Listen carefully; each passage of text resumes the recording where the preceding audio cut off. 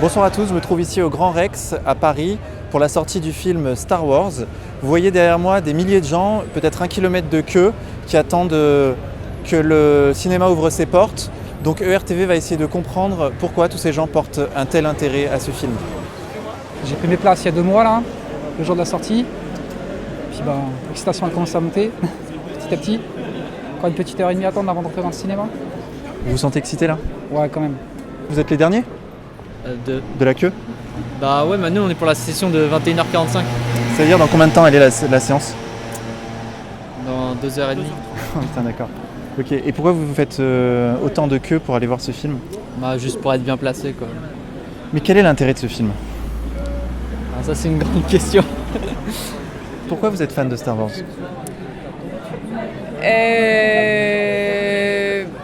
Est-ce qu'il y a vraiment des gens qui arrivent à répondre à cette question?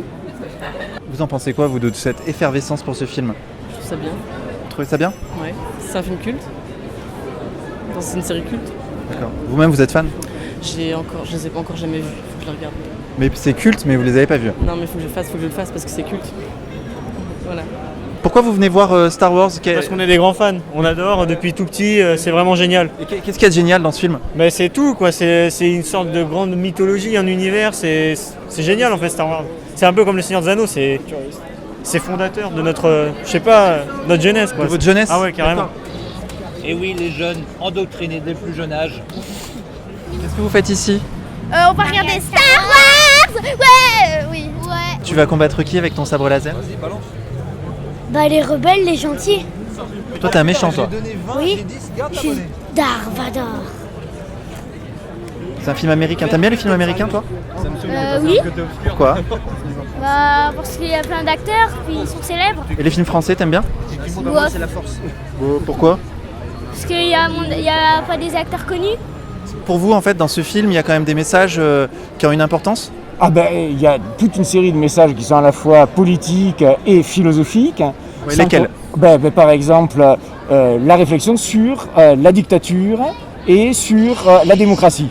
C'est quelque chose qui est fondamental, je pense. Il y a d'une vraie réflexion là-dessus.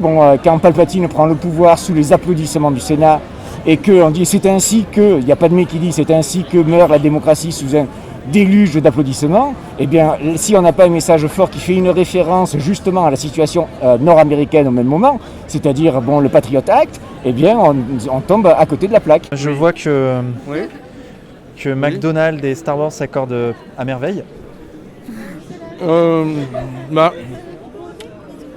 Oui.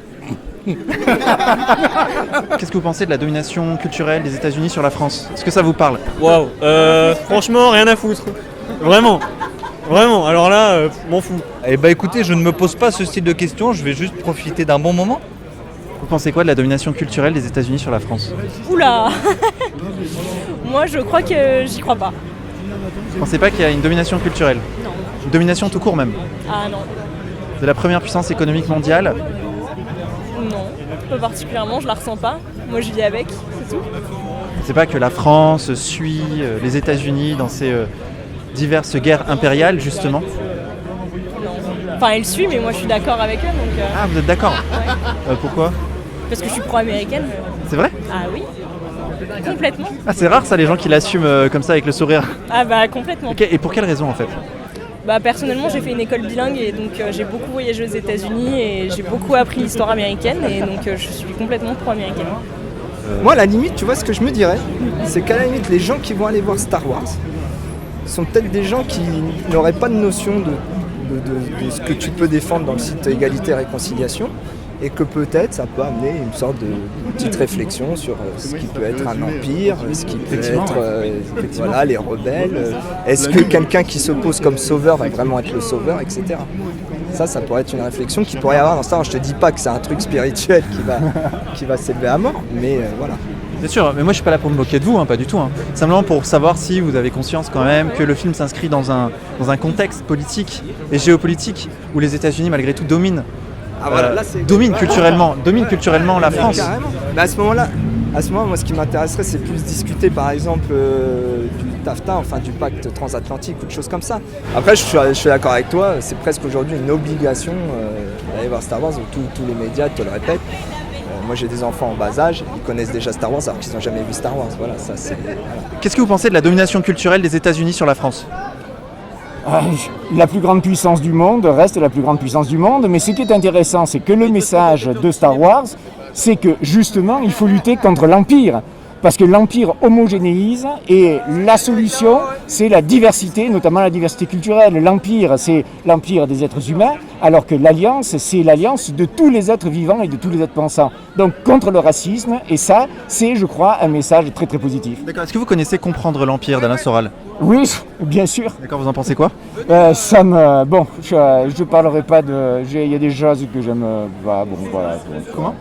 Non. Justement, dans le film, il y a un empire qui représente le mal. Oui. Est-ce que dans la réalité, il n'y a pas un empire justement aussi ? Le côté obscur, Ouais. c'est tout ce qui est dictature.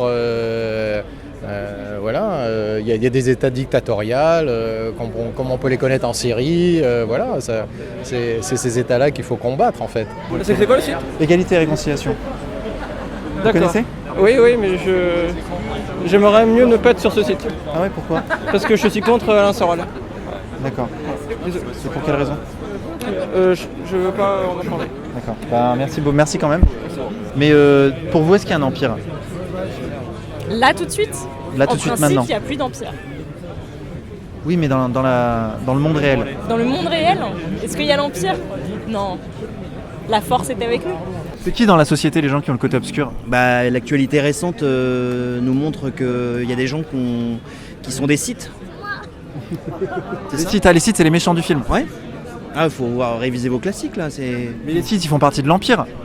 Non, ils font partie l'Empire du mal, l'axe du mal. Donc on peut comparer ça à Daesh. Qui représenterait l'Empire et qui représenterait les gentils dans le monde ? Alors l'Empire, c'est Nicolas Sarkozy et la République, c'est François Hollande. Ah mon Dieu ! On n'a jamais dû vous le dire celle-là. Non, ça, ouais, c'est bien la première fois. Et est-ce que vous pensez justement qu'on peut faire une transposition avec ce qui se passe dans le monde actuellement ? Vous n'allez pas jusque-là dans la réflexion. Bonne question. D'un certain côté, oui, parce qu'il y a quand même des événements qui se rapprochent, c'est la guerre, quoi, donc voilà. Et surtout le côté fascisme, dictature et empereur qui veut le pouvoir à fond, et on est un peu là-dedans parce que on a quand même des dirigeants qui sont des dictateurs, et je pense qu'il faut apprendre aussi de la culture, ça peut apporter pas mal de solutions quand même. Des dirigeants qui sont des dictateurs, vous pensez à qui notamment ? À nos dirigeants actuels ? Ouais, par exemple Kim Jong-un, c'est un dictateur dans l'âme. Vous parliez des dirigeants français. Ah non, quand même. Pourquoi pas ? Non.